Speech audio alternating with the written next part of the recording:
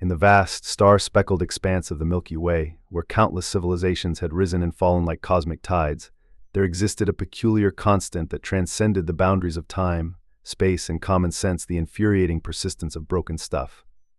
You'd think that with all the technological advancements, the ability to traverse light years in the blink of an eye, and the mastery of energy that could power entire solar systems, someone would have figured out how to make a damn fountain work properly. But no, apparently that was asking too much of the universe. Enter the Galactic Confederation of Advanced Species, or GCAS for short, because even aliens love their acronyms. This illustrious group of highly evolved beings prided themselves on their superior intellect, their mastery of the cosmos, and their ability to look down their various nasal appendages at lesser species. Little did they know that their carefully cultivated air of superiority was about to be shattered by a creature they considered barely more evolved than the slime molds they used to clean their waste extraction units. Our story begins on the GCAS headquarters, a massive space station that looked like someone had taken every sci-fi cliché, thrown them into a blender, and hit puree for good measure. It was all sleek lines, impossible angles, and an unhealthy abundance of blinking lights that served absolutely no purpose other than to make everything look spacey.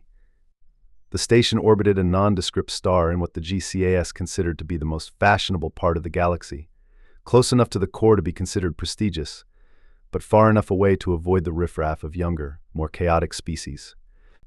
At the heart of this monument to interstellar bureaucracy stood, or rather, didn't stand, the fountain of eternal wisdom. Legend had it that this fountain had been crafted by the ancients, a race so advanced they had ascended to a higher plane of existence, leaving behind nothing but cryptic artifacts and a lot of questions.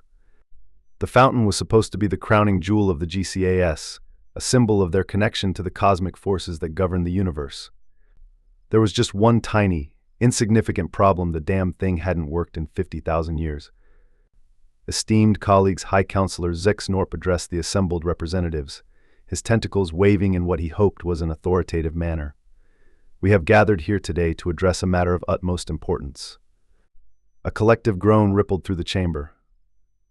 The last time Zix Norp had called a matter of utmost importance, they'd spent 3 solar cycles debating the proper etiquette for consuming gelatinous nutrient cubes in zero gravity. The resulting guidelines were now a tome larger than most planetary constitutions, and about as useful as a screen door on a space shuttle. As you all know, Zix Norp continued, oblivious to the eye-rolling, and in some cases, eye-stalk rolling of his audience. The fountain of eternal wisdom has been temperamental. Temperamental, snorted Ambassador Blurg from the planet Flatulox. It hasn't worked since my great-great-great-great-grandfather was a larva. And let me tell you, on Flatulox, that's saying something. We go through generations faster than most species go through socks. A ripple of laughter echoed through the chamber, quickly stifled as Zix Norp's skin flushed a delicate shade of embarrassed mauve. The High Counselor cleared his throat, a sound not unlike a garbage disposal trying to process a rubber chicken. Yes, well, he continued, his voice strained, we have tried every possible solution. Our best scientists have studied it. Our most skilled engineers have tinkered with it.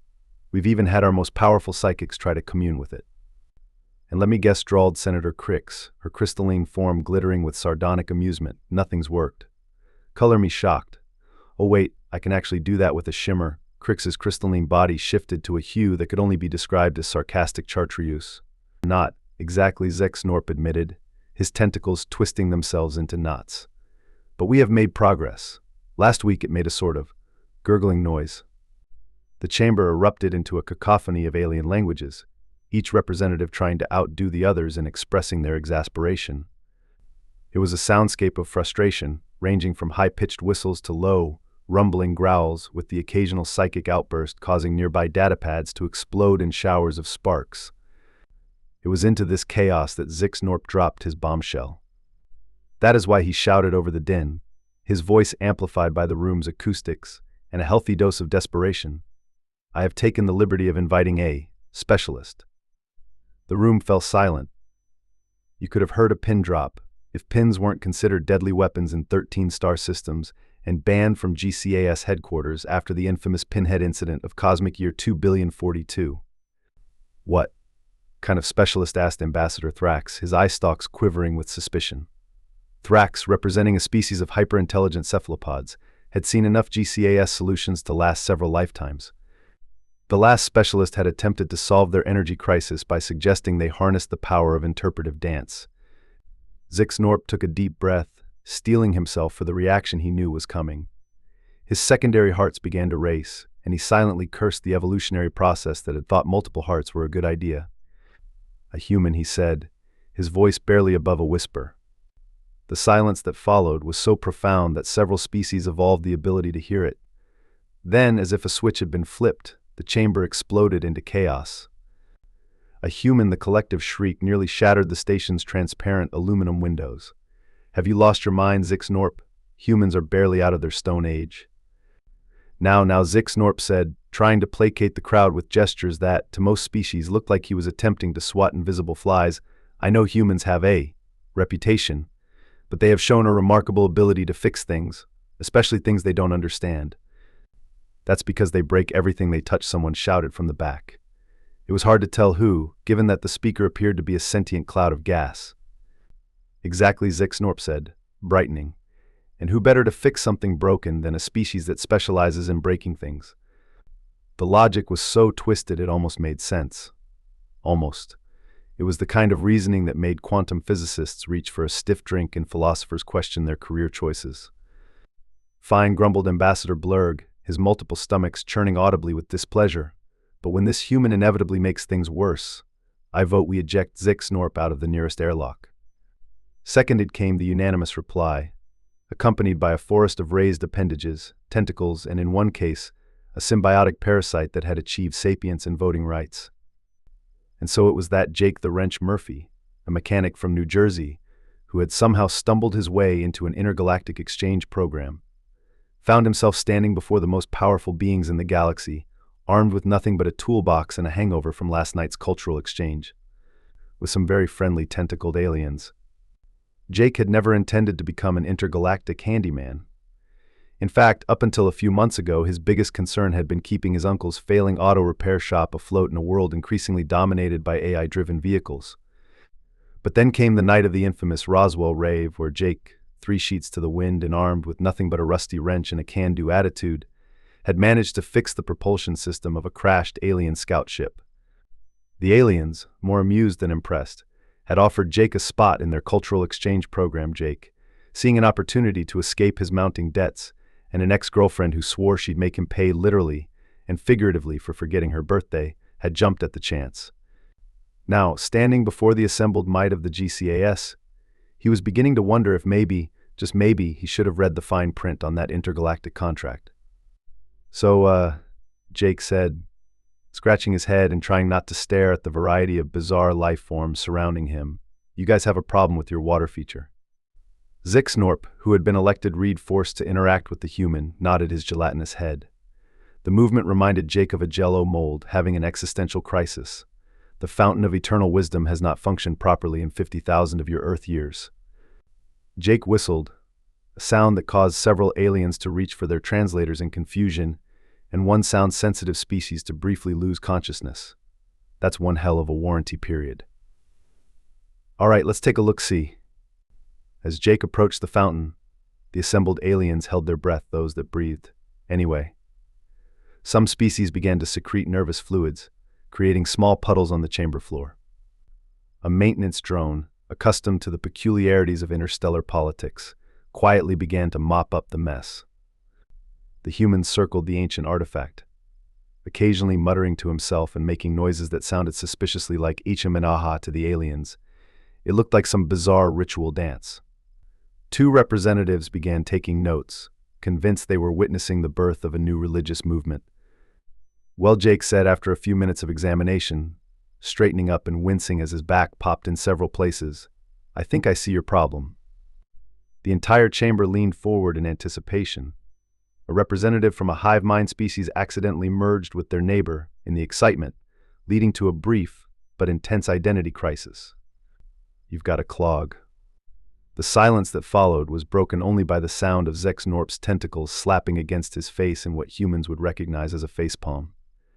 The slap echoed through the chamber, causing ripples in the nervous fluid puddles and startling the maintenance drone into hiding behind a potted plant which, unbeknownst to all, was actually the ambassador from a race of sentient flora. "A clog," Ambassador Thrax repeated, his translator struggling to convey the concept. In his native language, the closest equivalent term meant an obstruction caused by the accumulated exoskeletons of one's devoured enemies, which, while metal as hell, wasn't quite accurate in this context. Yeah, like when your toilet gets backed up, Jake said, then paused as he realized that alien plumbing might work differently. For all he knew, these beings excreted pure energy or had evolved beyond the need for waste removal entirely. When your waste extraction unit malfunctions due to an accumulation of… Never mind. Point is, something's stuck in the pipes. Impossible, cried out a tall, spindly alien that looked like a walking stick insect had a baby with a supercomputer. Its voice came out as a series of rapid clicks and whirs, causing nearby datapads to connect to the station's Wi-Fi. We have scanned this artifact with technology beyond your comprehension. There is no clog, as you call it. Jake shrugged, a gesture that fascinated several of the aliens. Two of them began to mimic the movement, nearly dislocating appendages in the process. Look, I'm just calling it like I see it. You want me to try and fix it or not? The assembled representatives looked at each other, a silent debate raging between them. Telepathic species engaged in rapid-fire mental arguments, while others communicated through a complex series of pheromones, bioluminescent flashes, and interpretive dance. Finally, after what felt like an eternity and for some long-lived species, might actually have been, Zexnorp spoke up. Proceed, human. But be warned, if you damage this priceless artifact, the consequences will be severe. The High Counselor's tentacles twisted into what he hoped was a threatening gesture, but which mostly resembled a particularly confused octopus trying to solve a Rubik's Cube. Jake, who had once fixed a '67 Chevy with nothing but duct tape and sheer stubbornness, just grinned. Buddy, where I come from, that's just another Tuesday. With that, he opened his toolbox and got to work. The aliens watched in fascinated horror as Jake began to disassemble parts of the fountain, occasionally grunting or cursing under his breath. Some of the more sensitive species had to look away, unable to bear the sight of this primitive creature manhandling their sacred relic. Holy cow, Jake muttered, peering into the fountain's inner workings. What kind of plumbing is this? Looks like MC. Escher designed a pipe system while on a bad acid trip. He reached in, his arm disappearing up to the shoulder in a way that made several aliens question their understanding of spatial dynamics. There was a series of clanks, followed by a squelching sound that would haunt the dreams of those who heard it for years to come. Aha, Jake exclaimed, his voice echoing from somewhere that seemed both inside and outside the fountain simultaneously. I think I've found your problem. It's… What is it? Zexnorp asked, his curiosity overcoming his fear of the humans' barbaric methods. Well, Jake's voice came back, sounding perplexed. It looks like a rubber duck. But like if a rubber duck was designed by someone who'd only had ducks described to them by a drunk person. A murmur ran through the crowd.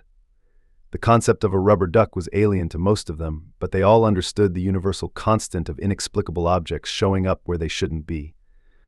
But that's not all, Jake continued, his voice strained with effort. There's something else in here. It's pulsing. The chamber collectively held its breath again, those that breathed. The tension was thick enough to cut with a knife, not that anyone would dare bring such a primitive weapon into the GCAS headquarters. Hours passed. The tension in the chamber grew thicker, if that was even possible. Some species began to evolve nervous tics. Others started impromptu support groups. One particularly high-strung ambassador began writing their memoirs, convinced that this was how it all would end. Jake worked tirelessly, his movements becoming more frantic and determined as time went on. The sounds coming from the fountain ranged from the merely unsettling to the downright eldritch. At one point, a small tentacle emerged from the fountain, waved at the assembled aliens, and then retreated back into the depths. No one spoke of it afterwards, silently agreeing to repress that particular memory. Just as the aliens were beginning to wonder if they should intervene before the human did irreparable damage or worse, breach the fabric of reality itself, there was a loud, wet thunk, followed by a series of gurgling noises that sounded suspiciously like a celestial toilet flushing.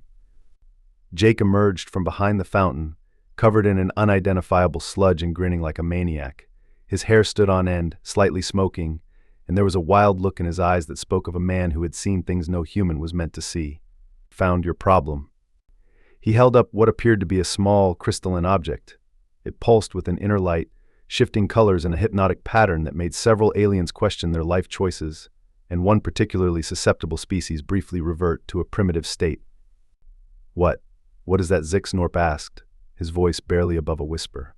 His tentacles had tied themselves into knots out of sheer nervous tension.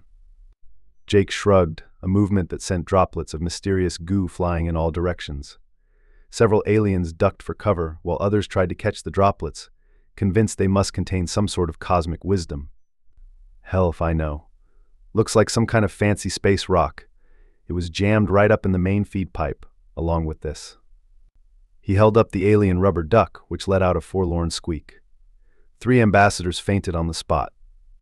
Once I got these out, everything started flowing again, Jake explained, tossing the space rock from hand to hand like it was a baseball rather than a potentially reality-altering artifact. As if on cue, the fountain of eternal wisdom sprang to life. Water, or what they hoped was water, began to flow, creating intricate patterns in the air that seemed to defy the laws of physics.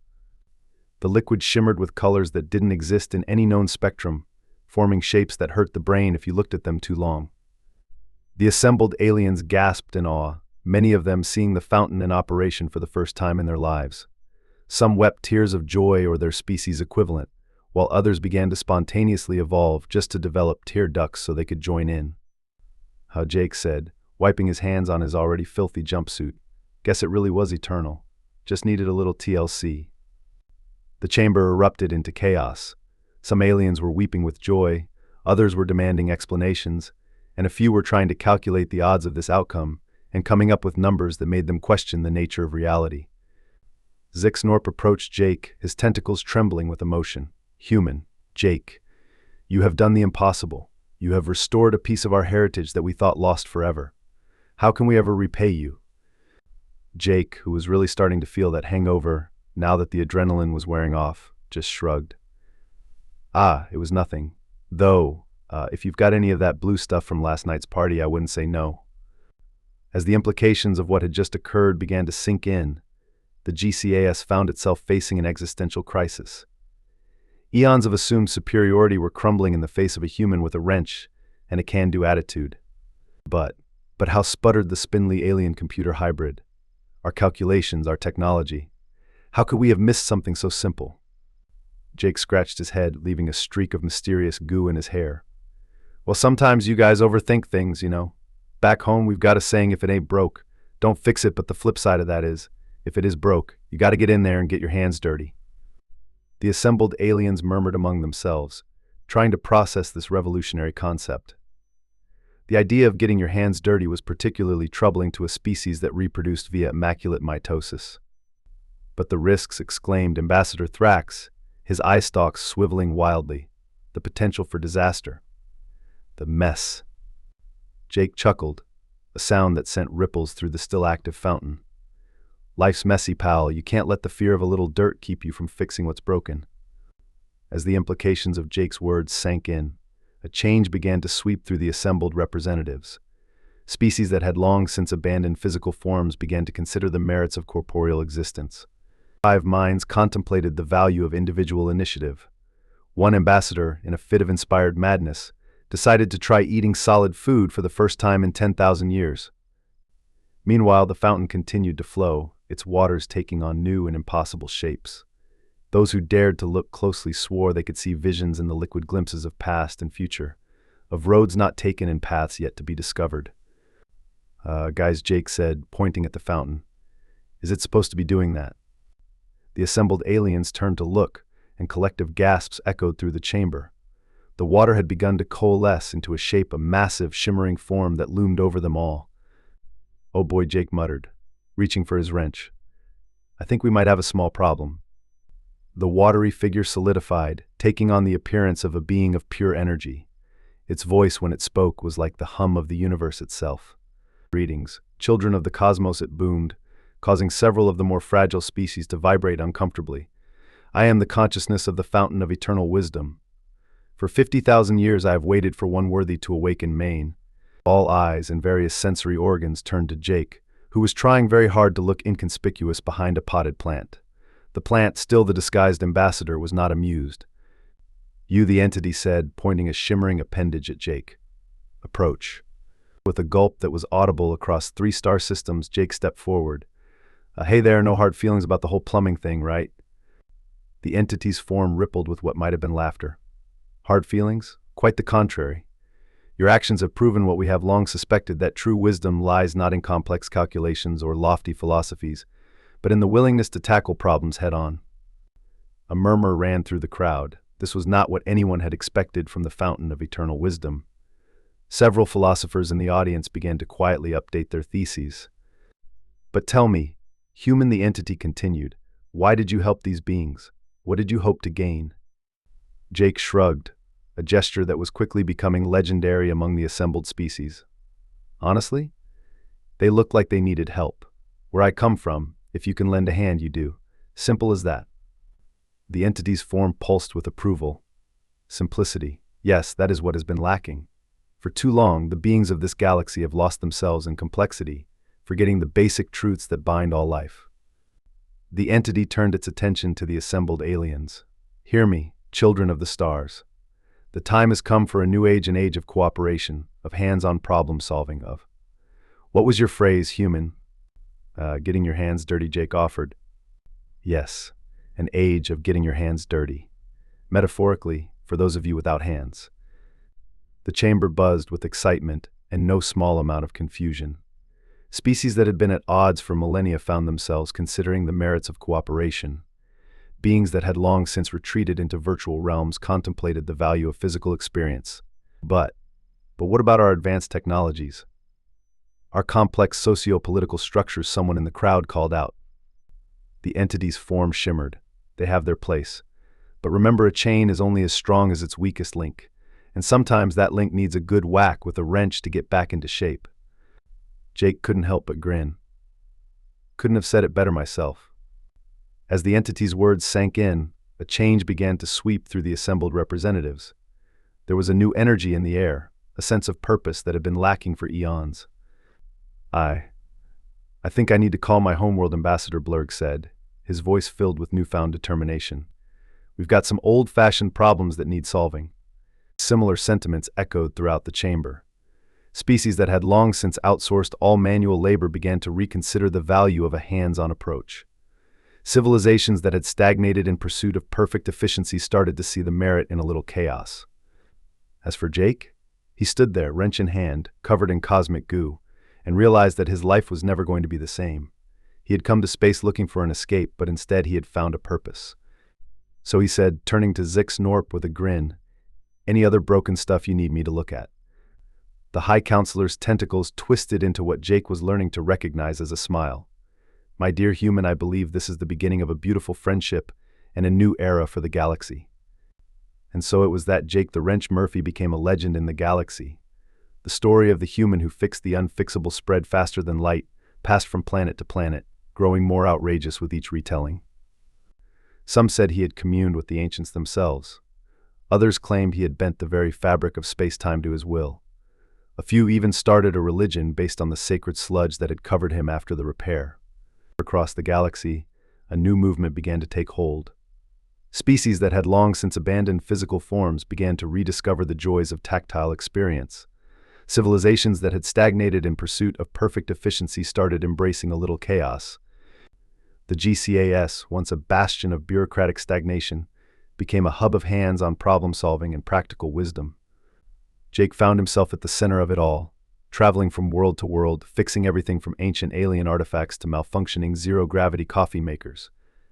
He tackled each problem with the same down-to-earth attitude that had endeared him to the cosmic consciousness, spreading a uniquely human brand of practical wisdom wherever he went. And if sometimes late at night he looked up at the stars and wondered about that strange, glowing rock he'd pulled from an alien fountain, well, that was nobody's business but his own. After all, even legendary space mechanics needed a bit of mystery in their lives. As for the fountain of eternal wisdom, it continued to flow, its waters a constant reminder of the day when a human with a wrench had taught the galaxy that sometimes the simplest solutions were the most profound. The GCAS, meanwhile, had to deal with the uncomfortable realization that their entire understanding of the universe might need a serious overhaul. After all, if a human with a hangover and a wrench could do what millennia of their best and brightest couldn't, what did that say about them? But that, as they say, is a story for another time. For now, let's just appreciate the universal truth that Jake had unknowingly confirmed. No matter how advanced the civilization becomes, there's always going to be a need for a good plumber. And somewhere out there, amid the vast cosmic ocean, a rubber duck floated serenely through the void, a silent testament to the enduring power of the unexpected in a universe that thought it had everything figured out. The end. Or perhaps just the beginning of a whole new adventure.